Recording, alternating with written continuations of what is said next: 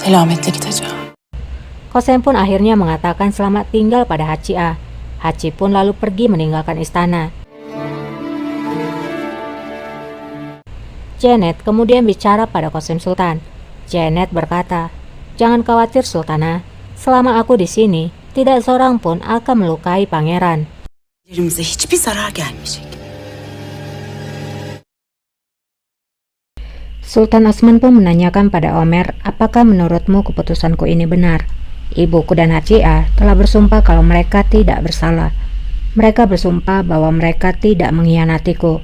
Namun Omer menjawab, tapi mereka telah melakukan pertemuan rahasia. Kita tidak bisa yakin akan apa yang mereka bicarakan di sana. Itulah mengapa kita harus membuat tindakan secepatnya, Rajaku. Sultan Osman pun bertanya, apa maksudmu Lala? Omer pun menjawab, kamu telah memiliki seorang putra sekarang. Jika demikian, maka putramu tidak akan pernah naik tahta selama sistem ini masih ada.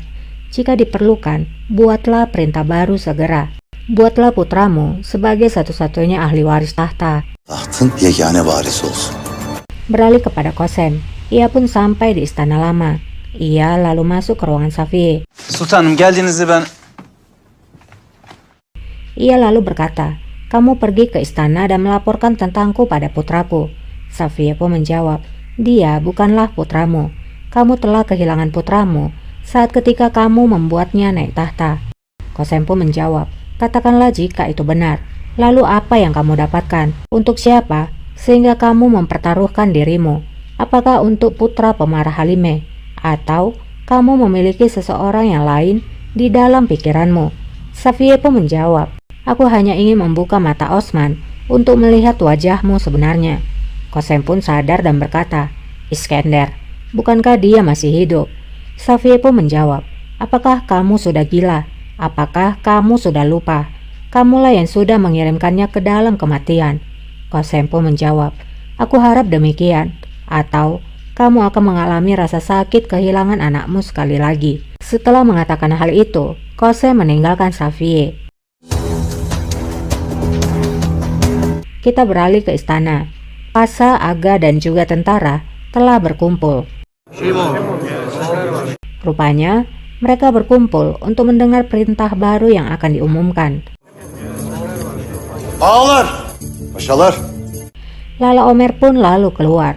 Omer kemudian berkata, Raja telah memerintahkan mulai dari sekarang, bukanlah pangeran tertua yang akan naik tahta, tapi pria tertua dari sultan yang akan naik tahta, sesuai dengan hukum peraturan kita.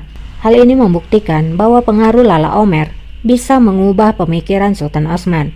Mendengar peraturan baru itu, semua orang-orang pun saling bicara. Adan oğula geçecektir.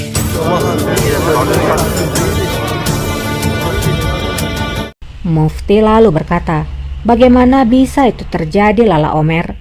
Sultan Ahmed Han sudah memberikan perintah bahwa pangeran tertualah yang akan naik tahta. Sultan Ahmet Han Hazretlerinin erşad yüzedir. Esat Efendi doğru söylüyor. Komandan Janisari juga menentang peraturan baru itu. Ia berkata, bukankah dengan begini, Raja telah tidak menghormati peraturan dari almarhum ayahnya. Ahmet'i babasının hükmünü hiçe mi sayar? Di dalam ruangan, Sultan Osman mendengar suara orang-orang yang protes itu. Ia mendengar bahwa mereka berkata, ini tidak bisa diterima. Tidak tahan mendengarnya, ia pun akhirnya keluar dari ruangannya.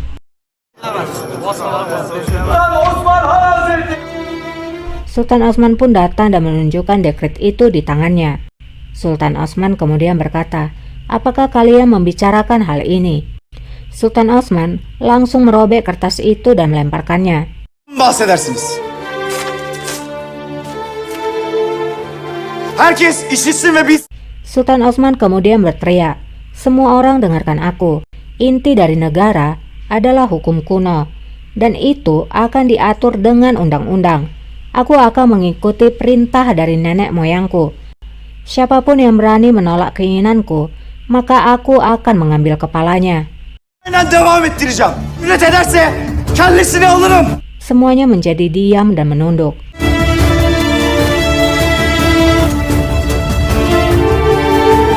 Rupanya, Di antara kerumunan ada Pangeran Mehmet. Ia nampak sangat ketakutan, karena hukum yang dibuat sekarang atau hukum yang berlaku adalah kembali ke hukum kuno sebelumnya. Artinya, seorang sultan bisa membunuh semua pangeran. Benar-benar ya, mentang-mentang Osman sudah berada di posisi atas, ia tidak peduli lagi dengan jasa ibunya yang ingin mengubah pertumpahan darah di antara pangeran menjadi kedamaian. Di malam harinya, Mufti melaporkan keputusan yang dibuat oleh Osman kepada Qasem.